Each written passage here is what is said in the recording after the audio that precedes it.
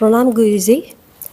आप यूएसए में near future में आने वाले ही थे, मगर आपके यूट्यूब कन्वर्सेशन सुनने के बाद मैंने अपना सब कुछ बीच रास्ते में छोड़ के मैं इधर आ गई हूँ। क्या इसके पीछे इजोटेरिक सपोर्ट सिस्टम का कुछ हेल्प है और दूसरे कुछ बातें?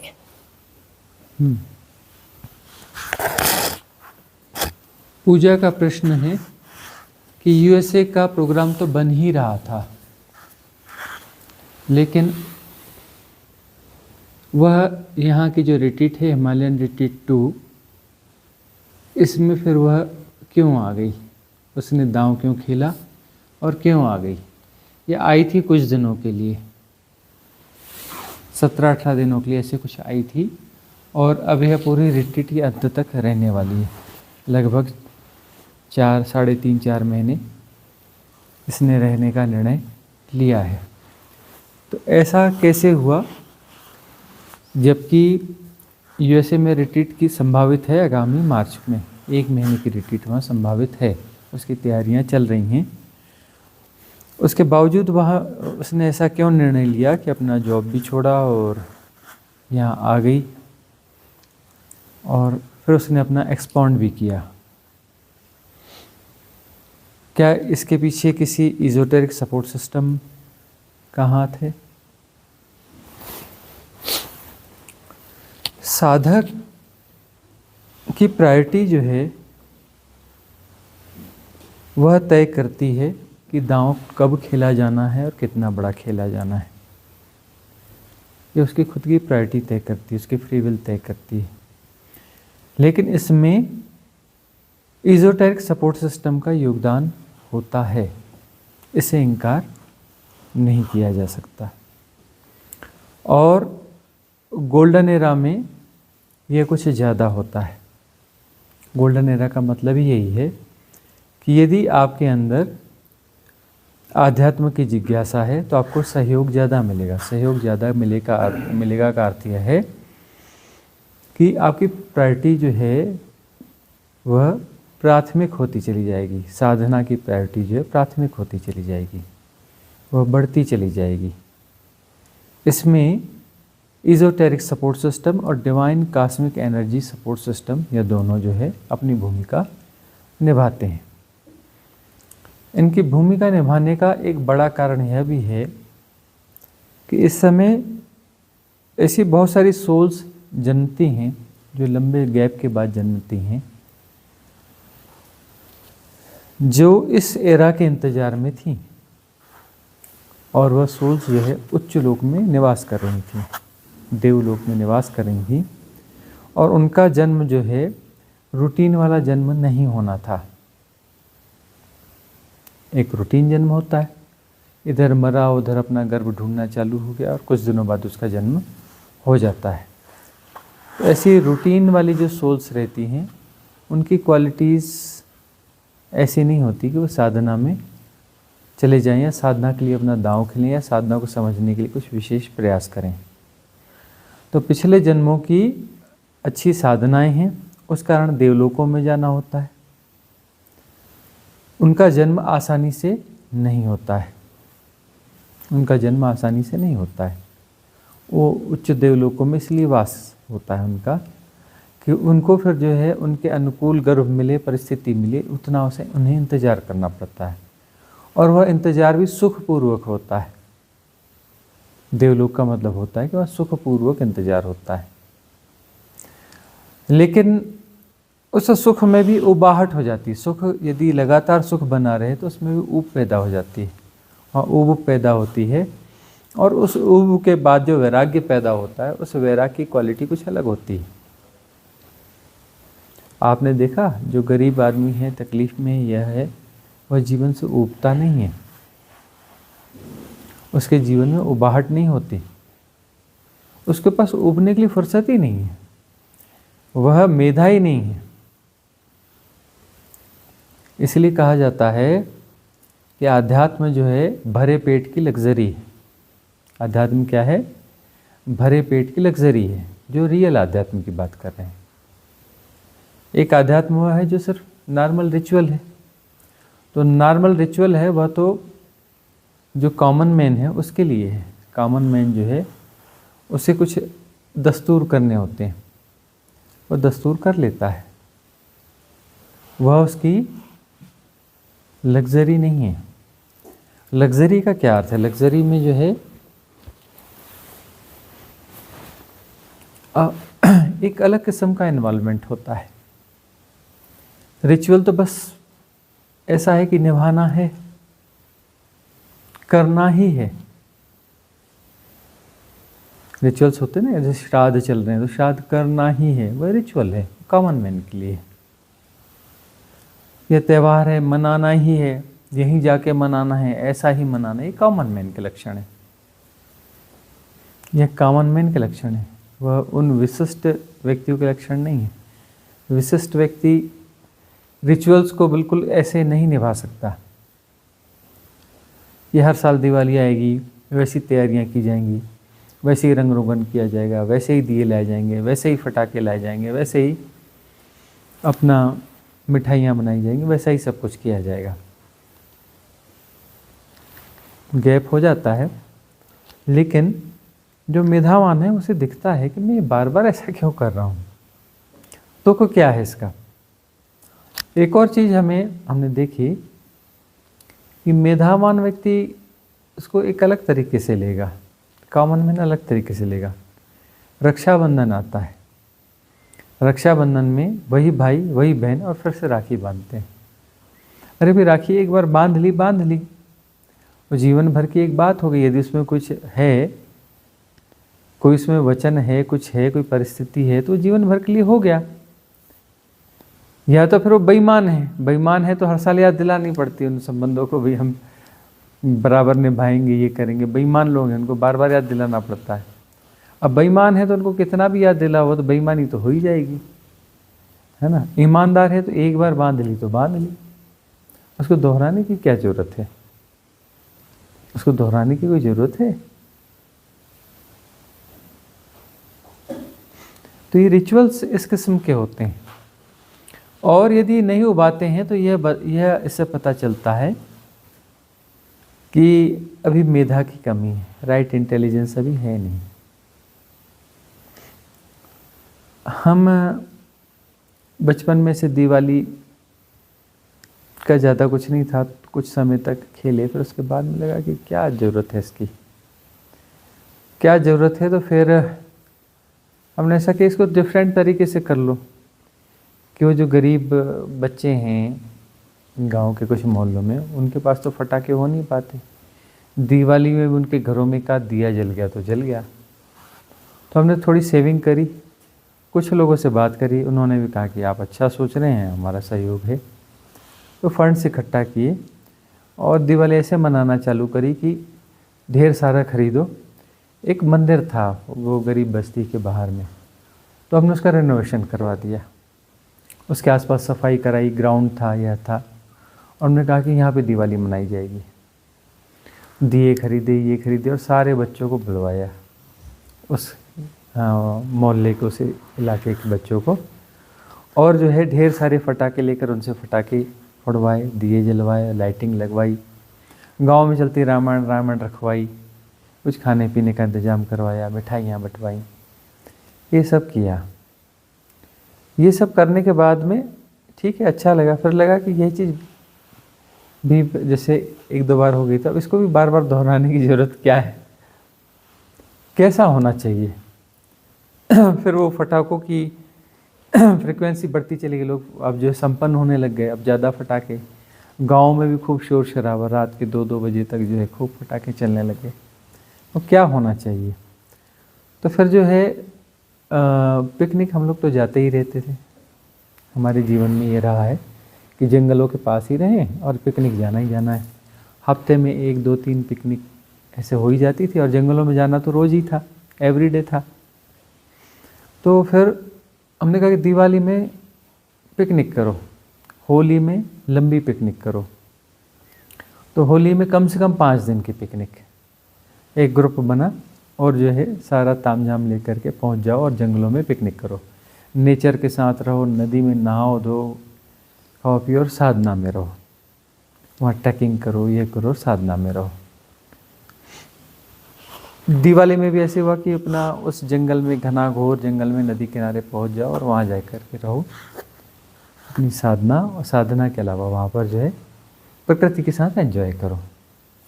किसी फटाके की ज़रूरत नहीं है, किसी चीज़ की ज़रूरत नहीं, सहजता से वहाँ अपना रह जाओ।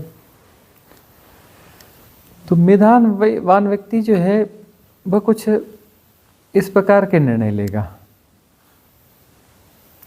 कि जो रूटीन लाइफ है, रूटीन लाइफ और रिचुअल को निभाते निभाते देख लिया कि व्यर्थ है, व्यर्थता का बोध जागता है। क्या करोगे? एक रूटीन लाइफ में हो तो भविष्य में क्या करोगे? जो भूतकाल में करे थे उसी को दोहराओगे। रूटीन लाइफ का क्या मतलब है? जो जैसे करते करते यहाँ तक पहुँचे हो वही करते करते आगे जाओगे और एक दिन मर जाओगे, ये संयोग बिखर जाएगा। तो अब इसका सार क्या है? इसका सार क्या है? क्या इसीलिए आए थे? तब मेधावान व्यक्ति जो है विचार करता है कि मैं क्या इसके लिए आया हूँ। वो एकांत में जाता है, बैठता है और उसके अंदर से दुख पीड़ा निकलती कि हो क्या रहा है, क्या कैसा है। और तब प्रकृति अपने रहस्य खोलती है और तब उसके भीतर जो है वो चीज़ें अनफोल्ड होना चालू होती हैं। साधना में थोड़ा प्रयास में जाता है, इधर से ढूंढता है, कुछ पढ़ता है, ये करता है, सुनता है, तब उसके भीतर से अनफोल्ड होना चालू होता है कि जन्म हमने लिया क्यों था, जन्म लेने का कारण क्या था। तब जो है वो पता चलता है कि जब जन्म लेने के समय हम पूरी इस तैयारी में रहते हैं कि इस बार नहीं चूकना है, इस बार इस माया जाल में नहीं फंसेंगे, हाथ में कुछ आता नहीं, ऐसी गतिविधियों में उलझेंगे नहीं कि करते तो बहुत कुछ है और आता कुछ भी नहीं है हाथ में। खूब किया, खूब पाते हैं, लेकिन पाकर भी कुछ नहीं पाया जाता। बहुत सारी चीज़ें खो जाती हैं और खोकर भी कुछ नहीं खोया जाता है, न पाकर कुछ पाया जाता है, न खोकर कुछ खोया जाता है। तो यह जो है, ये गोल गोल चक्कर है, इस गोल गोल चक्कर को बोलते हैं माया, है ना।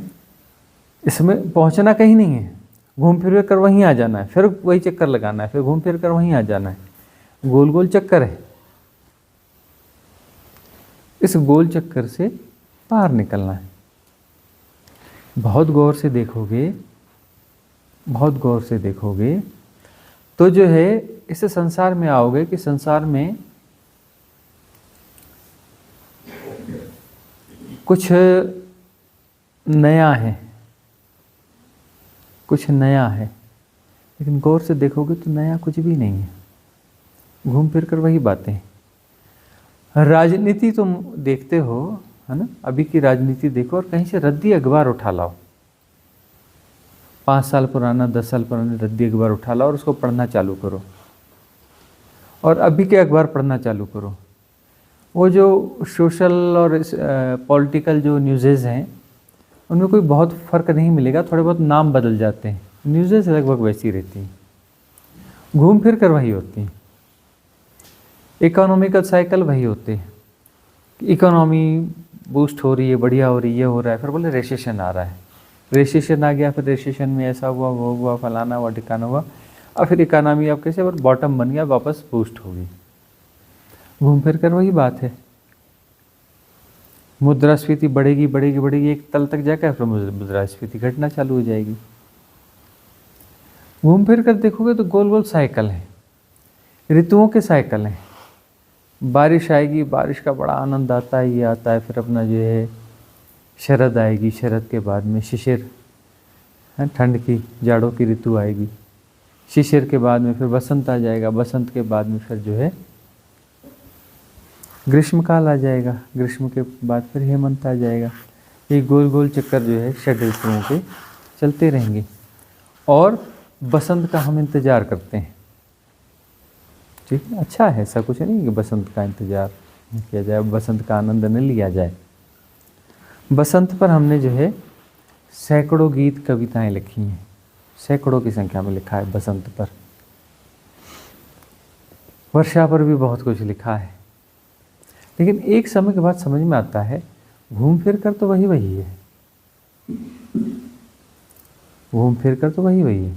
फिर वैराग्य बोध जागता है, वैराग्य बोध जागता है। और ये वैराग्य बोध जो है वहाँ पर भी जागता है। इस वैराग्य बोध से साधना की हुई है और उसके बाद जो है शरीर छोड़ा है, उच्च लोक में जाके फंसे हैं। उच्च लोक में फंसे हैं तो वहाँ पर भी फिर जो है वही सुख वही सुख वही सुख वही सुख जो है वैराग्य उत्पन्न करता है। सचमुच में मेधा है तभी तो उच्च लोक में गए, तो वहाँ का सुख भी जो उबाएगा। बोर्डम जो है, बोर्डम इंटेलिजेंट पर्सन्स को होती है। एक वो टेम्परेरी बोर्डम नहीं, ये अलग किस्म की बोर्डम होती है।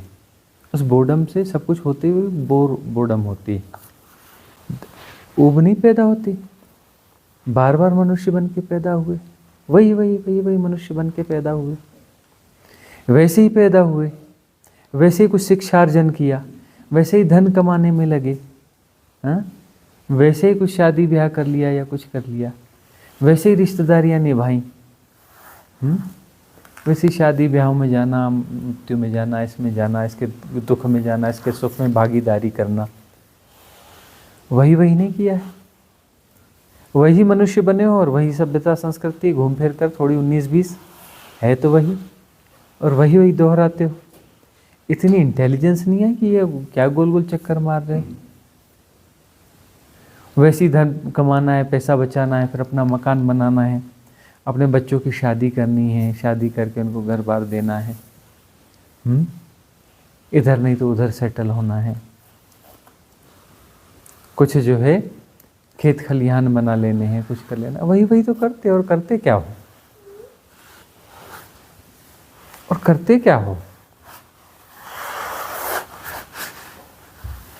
कुछ परिवर्तन करने के लिए अब जिस धर्म में पैदा हुए उसको कुछ काम कर, कुछ करवा लो, कुछ अपना उसके फंक्शन आयोजित करवा लो। जैसे लोग जो भागवत करवा लेते हैं, रामायण करवा लेते हैं, सत्यनारायण की कथा करवा लेते हैं, ऐसे अलग अलग धर्मों में अपने हिसाब से सब कुछ हो जाता है।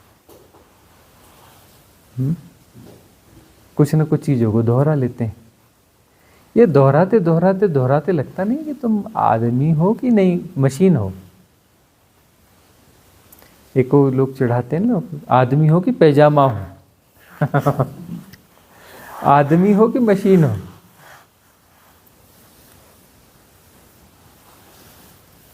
तो यदि ये व्यर्थता दिखने लगे कि घूम घूम के वही वही बात होती है, वही घर बनाते हो, परिवार बनाते हो और निकल जाते हो और फिर आ जाते हो, और पुराने घर से कोई लेना देना नहीं, अब नया नया घर चाहिए, नए सिस्टम चाहिए।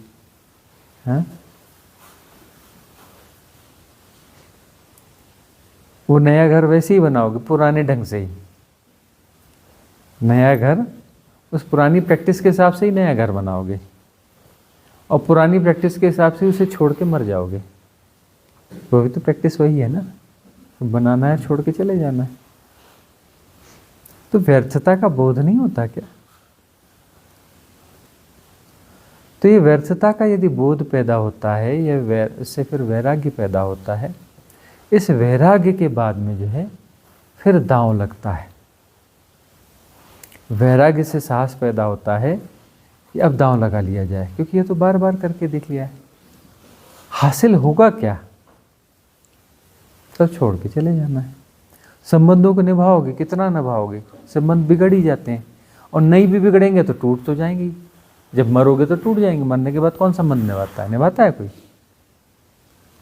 संबंधों की इतनी चिंता करते हो, और संबंधों को बड़ा केयरफुली संभालना पड़ता है, कहीं नाराज ना हो जाए, कहीं ऐसा ना हो जाए, कहीं ना हो जाए। और सारे शत्रु कौन है? भूतपूर्व संबंधी। जितने भी शत्रु हैं वो कौन है? भूतपूर्व संबंधी। जिनसे संबंध ठीक से नहीं निभा पाए वो शत्रु बन गए। शत्रु कोई अलग आता है? अपरिचित व्यक्ति शत्रु बनता है क्या?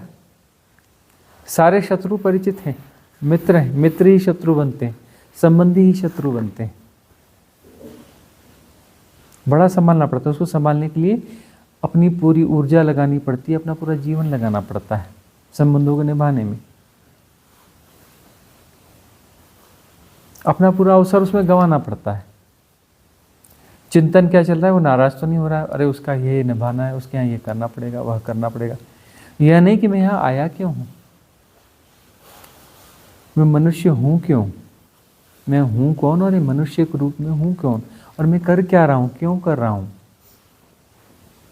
ये मैं जो कर रहा हूँ ये सचमुच में सार्थक है या नहीं है। और सब तो बीत ही जाने वाला है, सब कुछ बीत जाने वाला है, ठहरने वाला तो कुछ है ही नहीं। तो आंतरिक प्रश्न उठता नहीं है। तो यदि उठना चालू हो गया है तो सौभाग्य की घड़ी आ गई है। तब जो है दांव लगाया जाता है कि चलो, अब कोई समझाता है, अरे अच्छी खासी नौकरी छोड़ के जा रहे हो, अरे नौकरी छूट गई तो क्या होगा, अरे संबंध फिर नहीं निभ पाएंगे तो क्या होगा, वहाँ जा रहे हो और इस बीच में कार्यक्रम में नहीं जाओगे तो वो लोग नाराज हो जाएंगे। अरे नाराज आज निकल तो हो ही जाएंगे, और न भी हों, जिन संबंधों को तुम बचाने की कोशिश कर रहे हो ये बचने वाले हैं नहीं, ये जाने ही वाले हैं। और जाने के बाद कुछ नहीं होता, पत्ता टूटा डाल से ले गई पवन उड़ाए, अब के बिछड़े ना मिले दूर दूर ही जाएं। एक बार पत्ता उस डाल से गिर गया तो उस पेड़ के साथ फिर संबंध बनता नहीं, पेड़ उस पत्ते को याद भी नहीं करता, पवन दूर दूर ले जाती, खेल खत्म हो जाता है। वक्त के साथ है मिट्टी का सफ़र सदियों से, किसको मालूम है कहाँ के हैं, किधर से हम हैं। जाने कब से है ये सफ़र, हमारा ये सेपरेशन जाने कब से? यह तो तय है कि 400 करोड़ साल हो गए इस यूनिवर्स को, इस ब्रह्मांड को, इस विस्फोट को, और 400 करोड़ साल पहले जो है उस विस्फोट में हम भी रहे होंगे, वहाँ जो भी हुआ उसमें हम भी रहे होंगे। इसलिए सब जो हम एक साथ जन्मे हैं, हम सारे जो है एक साथ जन्मे हैं, अलग अलग नहीं जन्मे हैं। और टाइम इल्यूजन को यदि समझ जाओ, एक साथ मरते हैं हम, जो परिपूर्ण मृत्यु या पहुंचने वाली बात है, तो मुक्त भी एक साथ होते हैं। महामृत्यु की बात कर रहे हैं तो मुक्त भी हम एक साथ ही होते हैं, अलग अलग नहीं होते हैं, आगे पीछे नहीं होता है। टाइम इल्यूजन की बात है, इल्यूजन ही तो तोड़ना है। आगे पीछे ऊपर नीचे, अरे आगे पीछे कुछ नहीं होता, ऊपर नीचे कुछ नहीं होता, इल्यूजन है। न कुछ आगे होता है ना कुछ पीछे होता है, ना वो कुछ ऊपर होता है ना कुछ नीचे होता है, ना कोई छोटा होता है ना कोई बड़ा होता है, ये सब इल्यूजन है, टाइम एंड स्पेस के इल्यूजन है। और ये इल्यूजन ही लीला है। तो लीला को बदलना नहीं है, लीला को समझना है, सिर्फ सम्यक समझ की साधना है। फिर लीला अपनी जगह रह जाएगी, लीला पर सिर्फ हंसोगे, है ना, उस लीला पर हंसोगे, इसको बदलने की कोशिश नहीं करोगे, सिर्फ उस पर हंसोगे। लेकिन अब सवाल है कि हंसने के लिए सम्यक समझ तो पैदा होनी चाहिए। उस सम्यक समझ को पैदा करने के लिए, यानी उस भ्रांति को विड्रा करने के लिए, भ्रांति विड्रा होगी तो सम्यक समझ आ गई। उस भ्रांति को तोड़ने के लिए जो भी प्रक्रिया होती है उसे साधना कहते हैं। साधना से भ्रांति तोड़ने की साधना है, कुछ पाने और खोने की साधना नहीं है। पाना खोना ही तो गणित है, वही तो माया है, वही तो भ्रांति है कि पाना है, संभालना है, खो न जाए। अरे कुछ यहाँ पाना खोना कुछ होता ही नहीं, ना कुछ पाया जाता है ना कुछ खोया जाता है, वही तो माया है।